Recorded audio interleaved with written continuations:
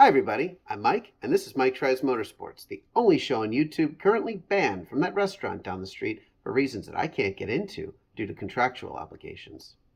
I'll kick it up to Garage Studio Mike for an introduction to today's video. Garage Studio Mike?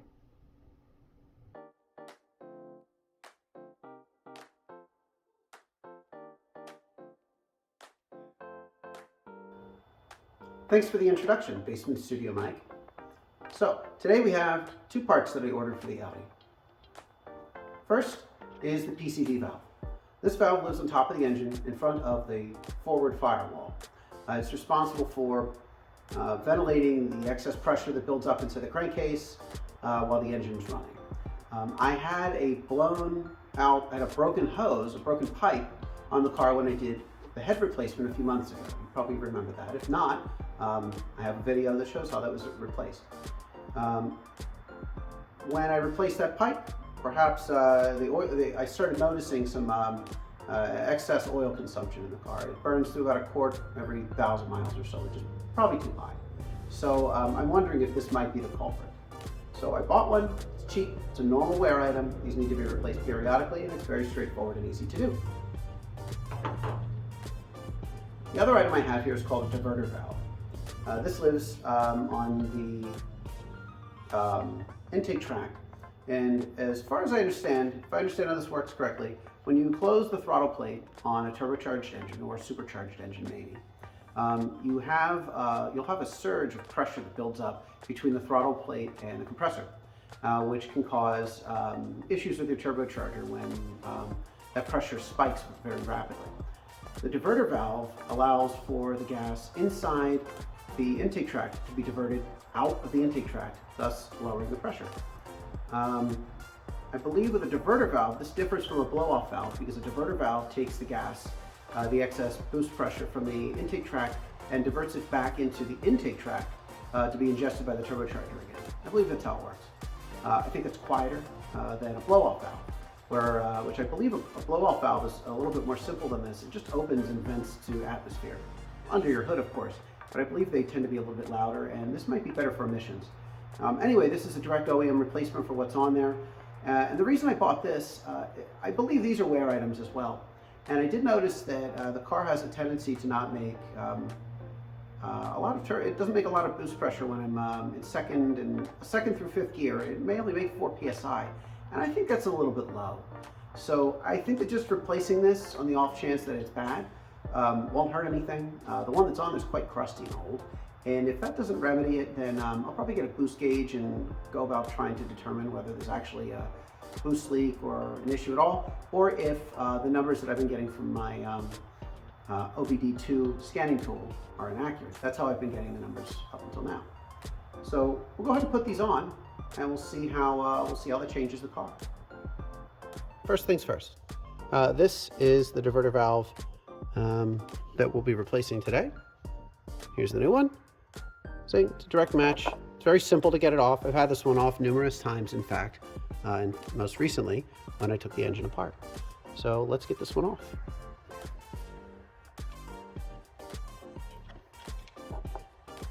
Now, your car may have some of these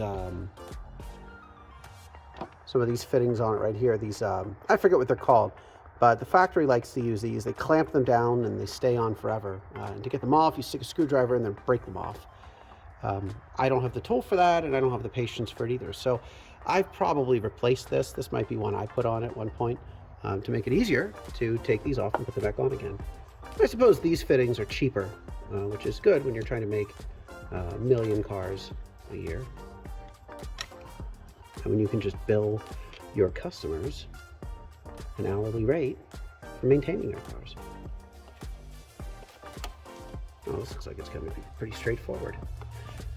Now this is plastic, and oh man, there actually is one of those clips on the bottom of it. Oh well, we'll get to it in a minute. Now this is plastic, but I believe these are reinforced. I mean, this one is reinforced with metal, at least on the inside. But it doesn't mean it's invulnerable. You could probably crack these things pretty easily. I guess especially as the plastic ages and it's heated and cooled by the high temperatures under the hood and winter conditions like today. So just be careful getting it off.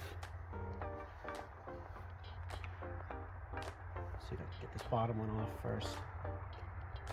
Yeah, if this looks like a factory Audi seal, there's a good chance this has never been replaced. Like I said, it is a common maintenance item to have to go in and change these periodically. There we go. So, and this car has 180,000 miles on it. Oh, there we go. All right, there it is. A little oily film on it. Not sure if that's, oh, it might be oil. Which would make sense. See if you can see in there better than me. Oh wow, look at that. So that's what it looks like inside. I'm not sure if there's a diaphragm in there. Oh wow, look at that. Let's see what the new one looks like. Looks the same.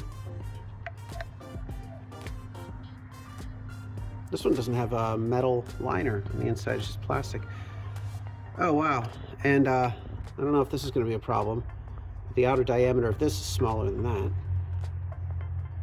My gosh, it would fit inside of it. I hope this fits. Well, let's give it a shot.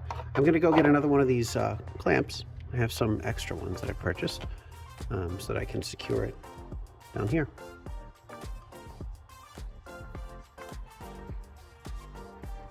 Okay, so I've got a new clamp, hose clamp. I also brought over some 3-in-1 oil. This stuff, you know, and any sort of lubricant really, even dish soap, can be helpful for getting some of these plastic fittings into rubber hoses. And I think this one's going to be a bit of a challenge if it fits at all. I don't know what that's all about. I don't know why that's so big. But let's see if we can get it in there. And you can laugh as I fail.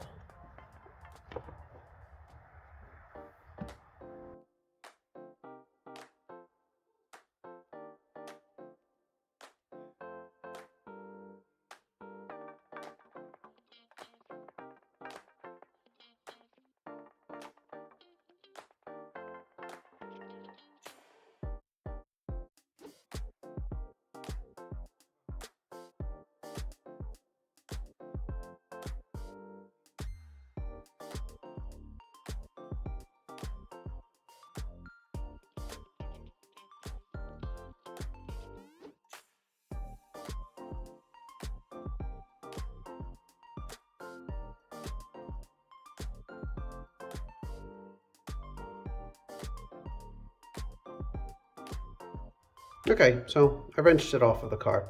I didn't want to drop the camera. Look at all that gunk in there. Little oily booger right there. All right, so I've got it off. This was the part attached to the metal pipe. This is attached to the PCV valve, like so. We note that we're going to have an issue if they expect that this would fit. Camera would focus. There it is. So yeah, I don't really know how I'm going to get that on there. I mean, come on. It's not even close. This side fits. Look at that. That's easy. How about this side?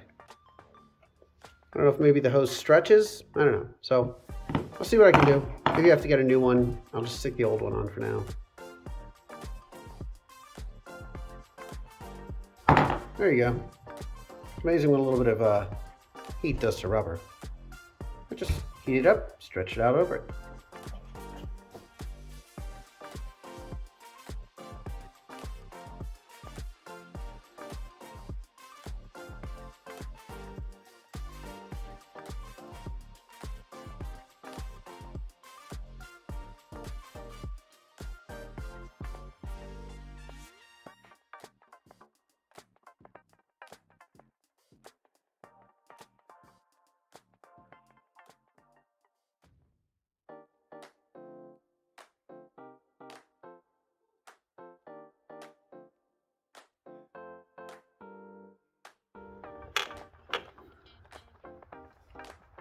There we go.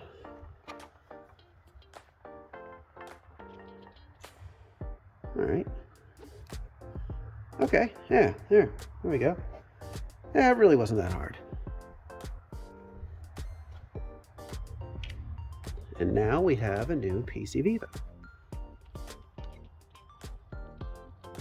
You know, I bet the V in PCV stands for valve.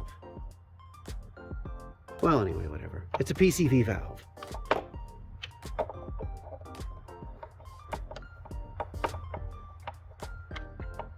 We're doing work for the Department of Redundancy department here. All right, moving on. I did say it was consuming oil, so next step is add some oil. I have about a half a quart here of 5W40 Castrol Edge motor oil. I'm going to add this to the car now. Just to bring it back up to the full level. That's all it should need to be full.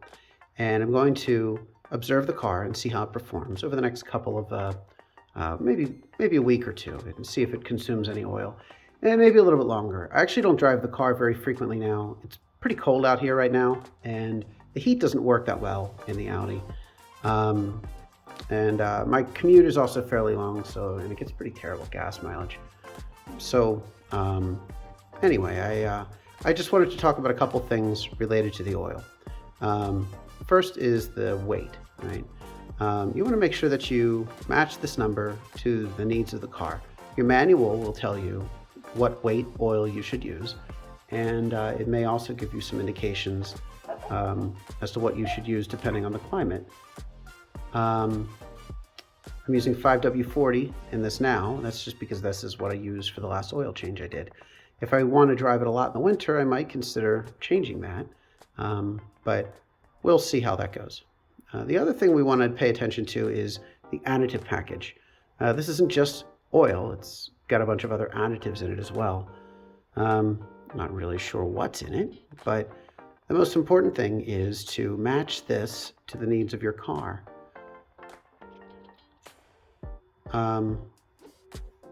General Motors uses, they have their own requirements. Everyone's got their own requirements.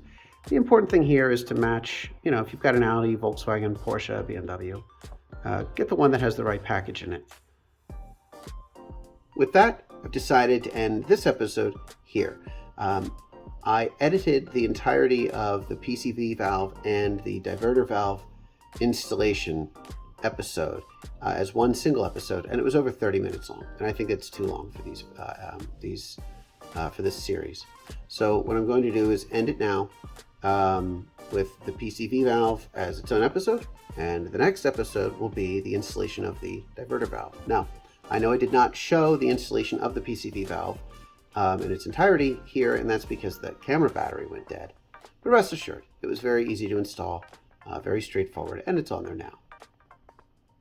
In the next episode, we will go through the installation, the removal and the installation of the PCV valve, and I'll kind of explain the operation of that as I understand it, and show you how it all works. And with that, I hope you enjoyed the episode. If you're not already subscribed, I encourage you to please do so. It really helps out. Like and comment and share the video as well. And I'm Mike. This has been Mike Tries Motorsports. Keep it shiny side up, and I'll see you in the next one.